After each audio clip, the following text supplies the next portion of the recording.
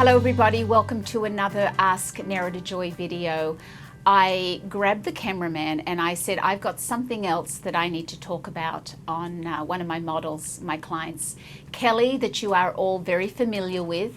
When I started working with her the very first time, I noticed on the side of her nose, she had the beginnings of a little basal cell, an area that was a very sensitive area that you could see. I've photographed it, so the insert of the photo is going to be here so you can see what I'm looking at.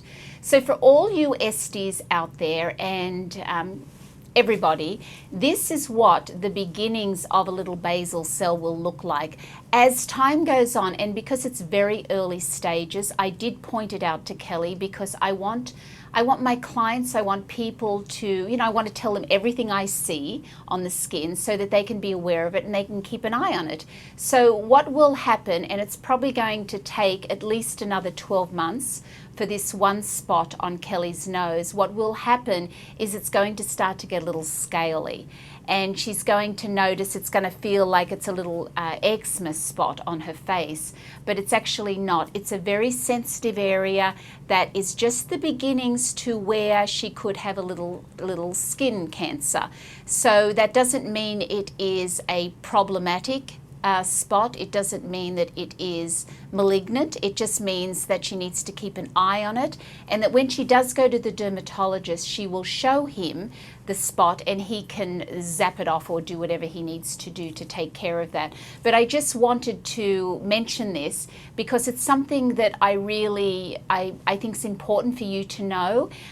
If she leaves it longer, once it becomes scaly, at some point it will then bleed a little bit. So when she washes her face, it will start bleeding slightly, and that's when it's gone on. That's probably about 2 years away from where she is right now. But I wanted to mention this. I wanted to show you what this looks like so that if you are seeing this on a client's face or if you have them yourself, just so you have an idea. Sometimes when I see them on client's skin, I always point them out with a Q-tip. I tell my client, these are areas that you need to watch when you go to your dermatologist next. Please have him have a look at these spots.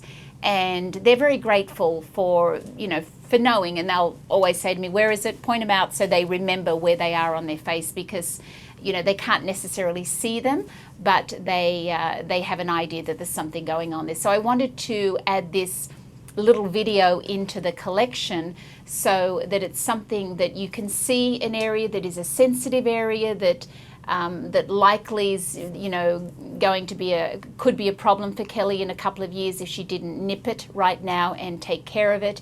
And that way, whenever you have to have anything taken off, zapped, burnt off the skin, it can, if you leave it too long, they have to go deeper and it can leave a white spot, which is where it takes pigment, and that's called hypopigmentation. So we want to just make sure that, she's aware of what's going on. She's a very young person. I know she told me she mentioned it to her mum, so that when she does go back to the dermatologist, they are going to look at it, and of course the dermatologist is the expert to handle it from there. So I did want to mention that just as another little add-on to her treatment. As I saw it on her skin, I took photos so you can see what it looks like, and that's it. So thank you again, and I will be back and seeing you soon. Bye.